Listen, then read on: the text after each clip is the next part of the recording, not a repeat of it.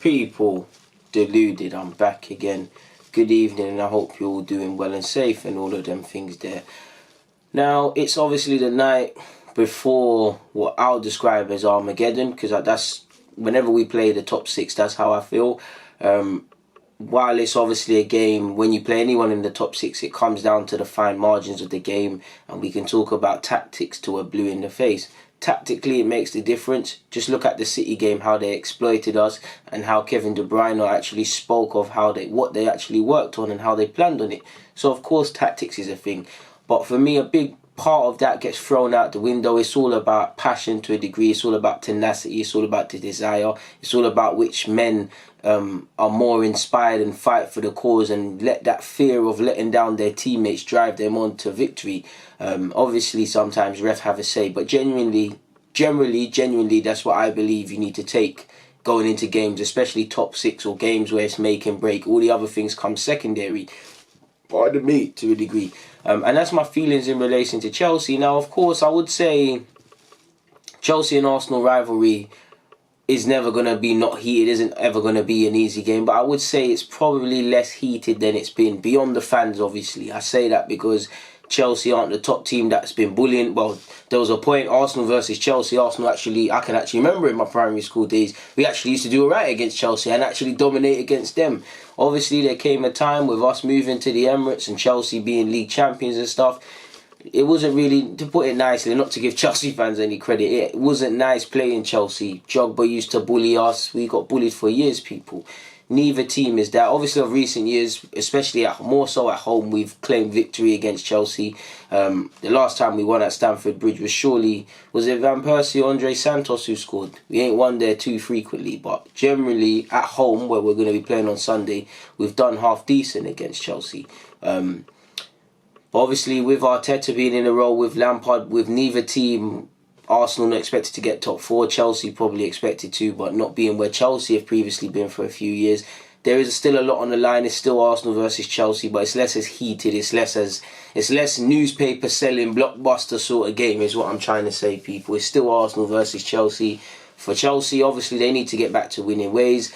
I'm sure hindsight's a wonderful thing and foresight's a wonderful thing. I'm sure if you offered many Chelsea fans in the summer where they are now, they would have taken it. New manager, transfer ban, all of these things. Right now, obviously, they need to get back to winning ways. For Arsenal, top four is a myth, but it'd be lovely to beat Chelsea for first and foremost confidence and just glory to the fans for that moment, because we haven't had too many wonderful periods supporting Arsenal and watching our team recently. We haven't won that many games, really and truly. Obviously, bragging rights for the players. Listen, on one hand, I'm tired of speaking about confidence and all of these things. I sympathise with the players, of course. I would lose my confidence, it's a real thing, but at the same time, you need to pull it out. But Chelsea would be a big confidence booster with a new manager. Obviously, they're still buying into what he's doing if they haven't already. Generally, this would do well for them and it would do well for the fans. And I'm not going to say if we beat Chelsea can go on some momentum and stuff, but you never know what can happen. I don't think we can salvage much from this season beyond an FA Cup run, potentially the same for Europa. Obviously, going on a consistent run in the Premier League and hoping someone messes up in the top four, because mathematically it's still there. I just don't believe we can do it. And obviously, you've heard that Arteta and the boys have been training at the Emirates. Now, it's nothing innovative. I'm not a Manchester City fan and I weren't following like that, so I don't know how frequently Pep Guardiola had his team or let Arteta or the coaching staff on his behalf train the boys at the Etihad before the games and things like that. And true say Emery was doing this, so maybe it's a Spanish cultural thing, maybe it's a thing in relation with the modern coach. I don't know. I'm sure Sir Alex Ferguson used to make United from time to time train at Old Trafford. I could be wrong, but it's not exactly innovative, but it is different because Wenger wasn't doing that to my knowledge, or not too frequent. And yeah, man, for what specific reason Arteta did that, I'm not too sure, people. It could be a sort of motivational thing, because if you imagine they're training there, you can imagine Arteta, with the words he says and how he's able to rally the troops, saying something along the lines of, in literally less than 24 hours, in fact, first and foremost, take a look of it. used to love playing here at the Emirates. I cried on my last ever game in 2016 playing here. It's a privilege. In less than 24 hours, this stadium that you're looking at with all the lights is going to be filled with fans. Do you want to let them down? Do you want to let yourselves down? Do you want to sink or swim? Do you want to rise to the occasion?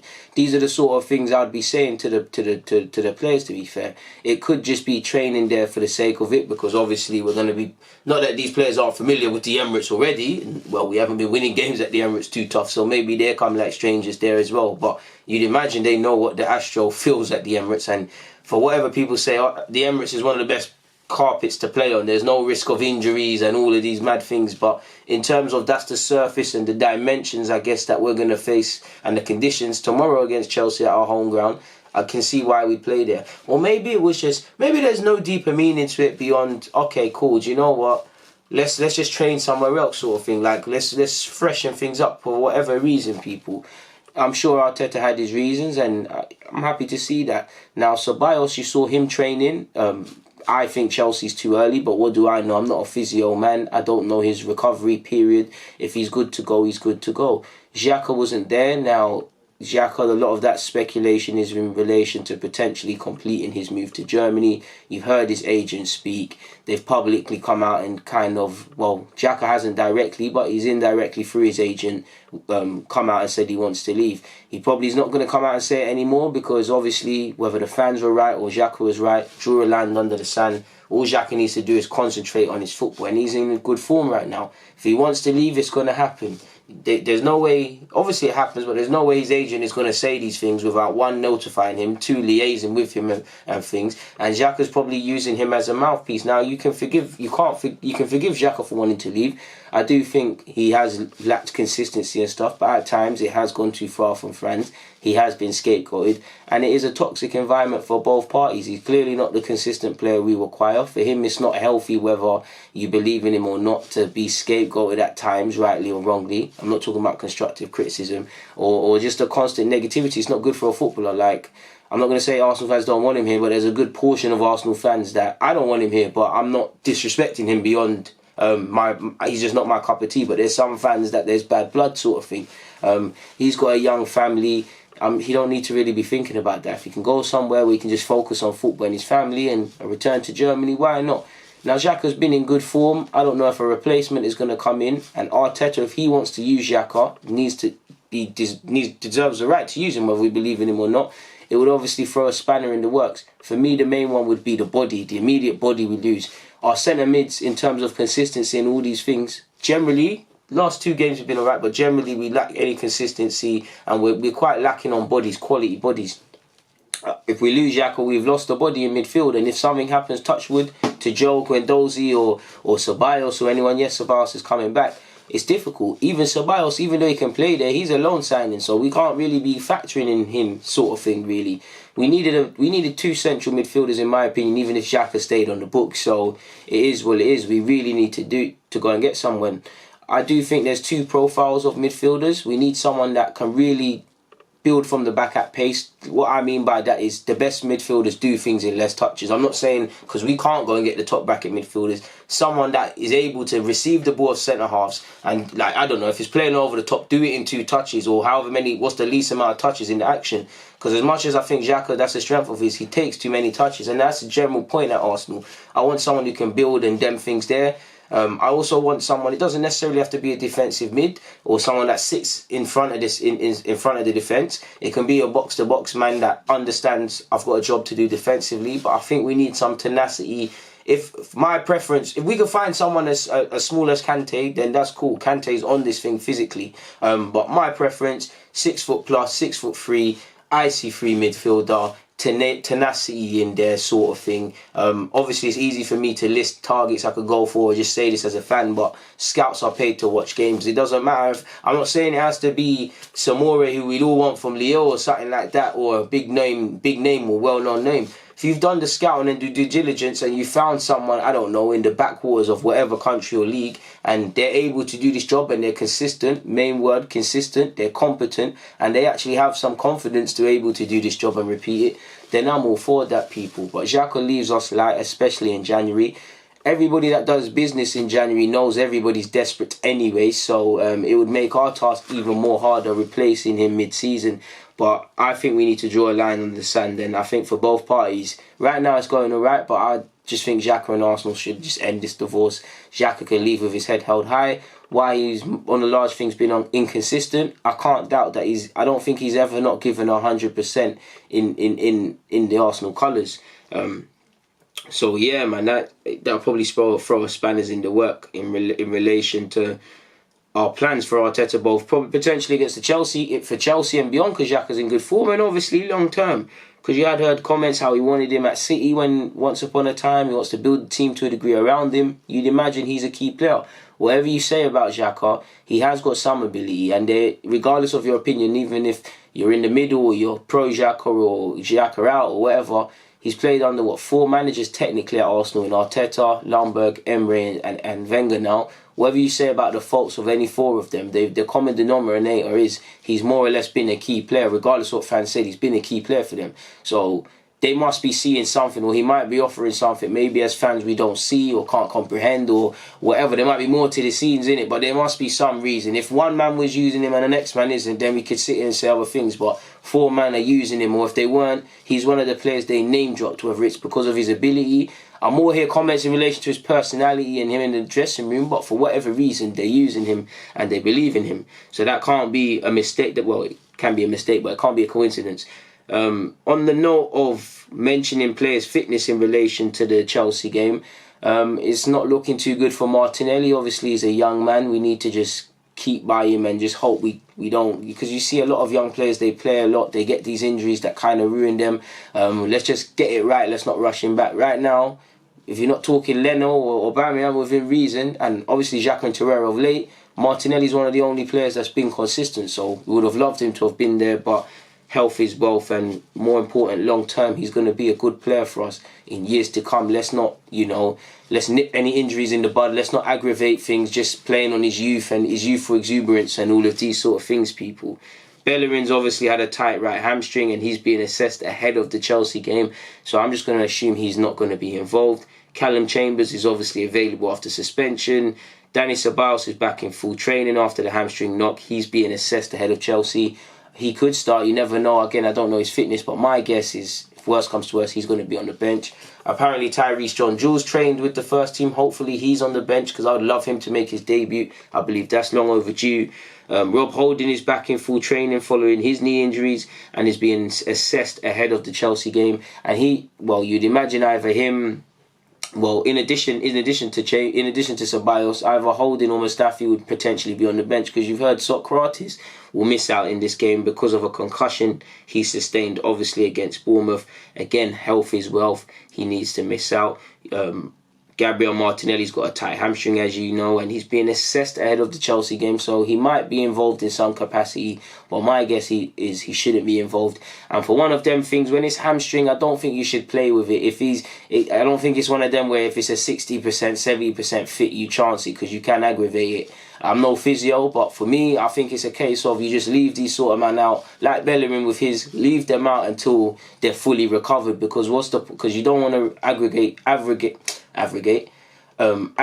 things, but at the same time, you don't want him to come on the pitch looking good for 10 minutes. He then tries a sprint, bucks himself up, and he's out for 4 months. That'll make us look dumb.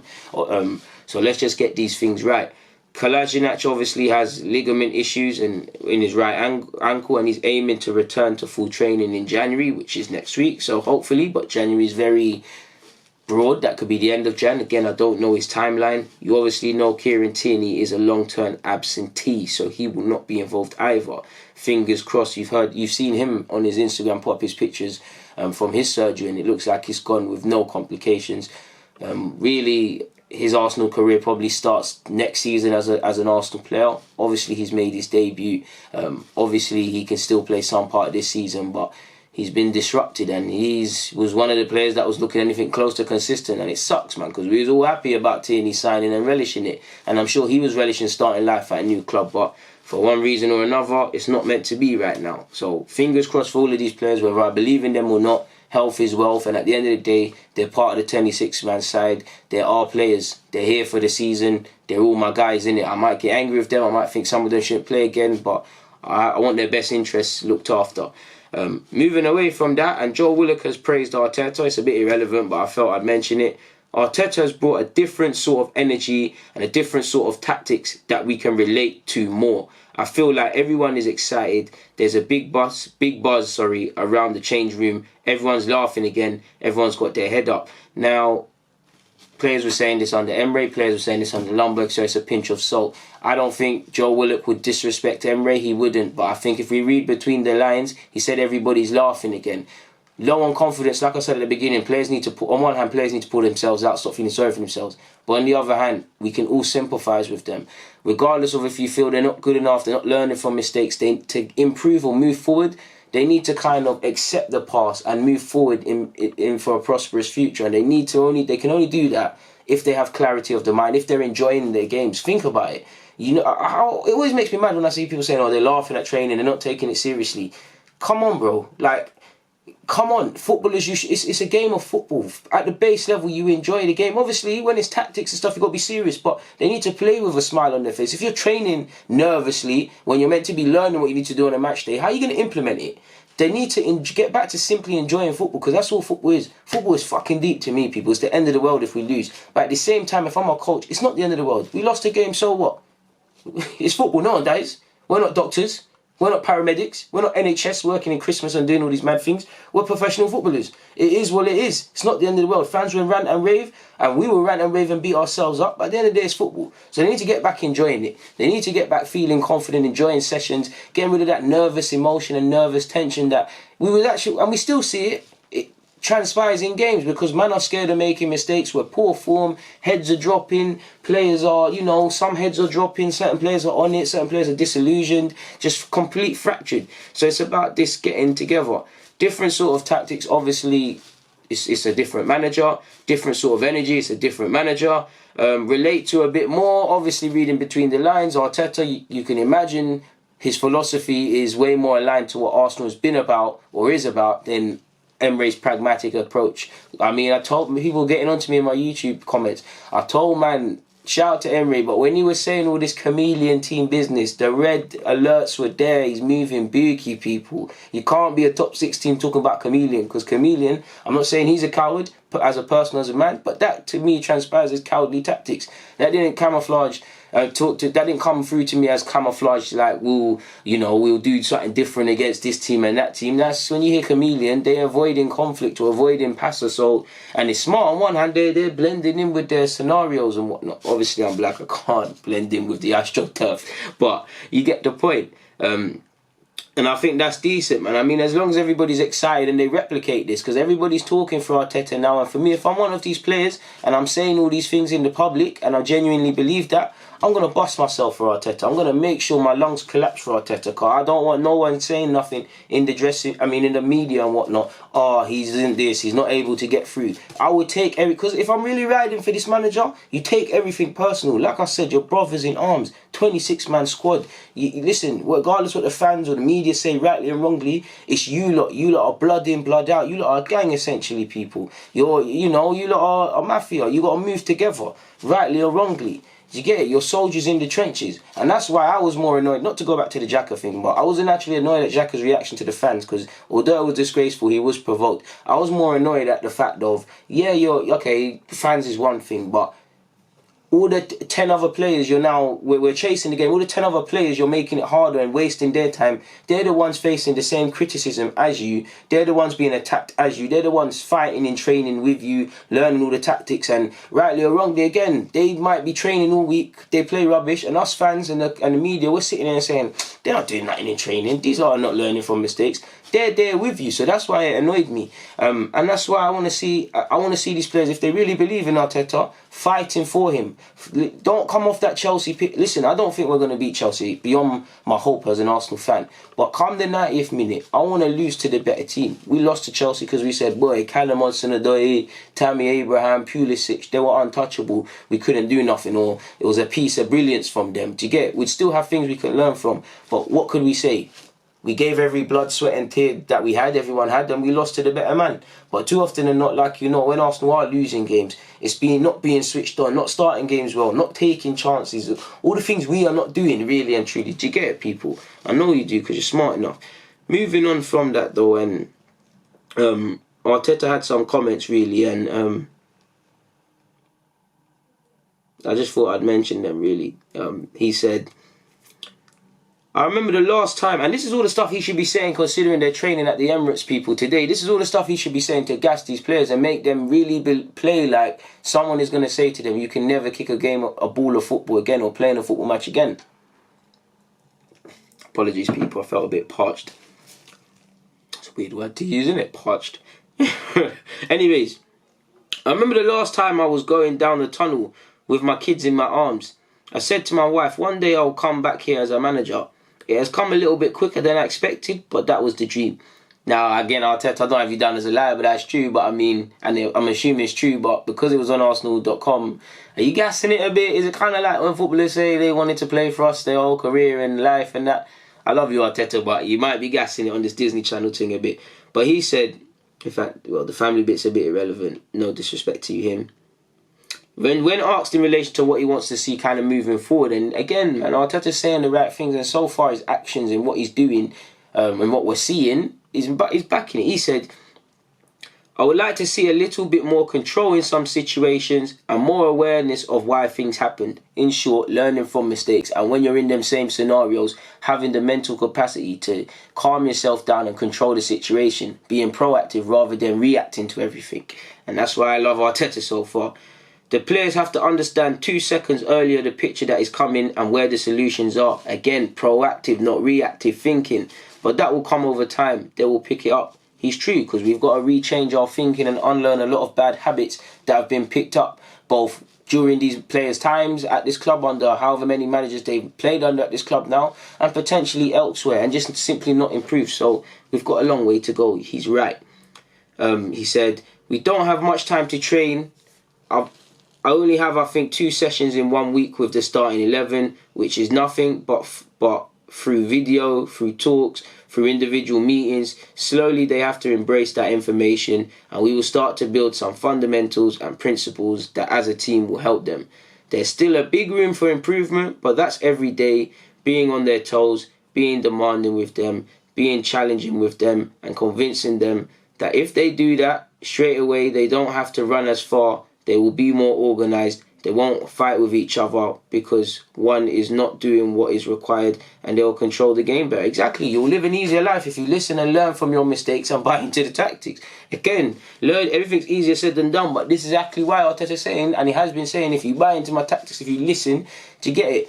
And it's only going to come if, like I said, we rechange our thinking, but we have the mental calmness in these situations. You look at Liverpool, they're going on mad unbeaten runs and things, but there's been times in certain games where they could have thrown games away.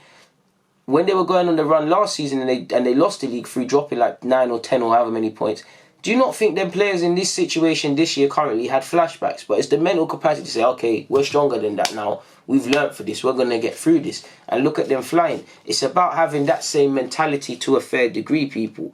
Like I said, mainly for me, I don't want to lose to Chelsea, of course, but I will accept losing if we've lost to the better team, not when we've lost and I have to sit here and say, oh, in the 52nd minute, this guy is not following this run, or this one is not doing that. We didn't start the game well. We didn't take our chance, set pieces, blah, blah, blah. It's going to take a while before we become anything close to the football team that I have in my head and would like to have. But it is what it is in that regards. On that note, people, Deluded, it's been a pleasure. As we approach the end of 2019, once again, your continued support means the world, people. I'm going to get out of here. It's been a long vid. Don't want to waste any more of your time because I respect that. God bless. Thank you for supporting my team. Thank you for watching. DG.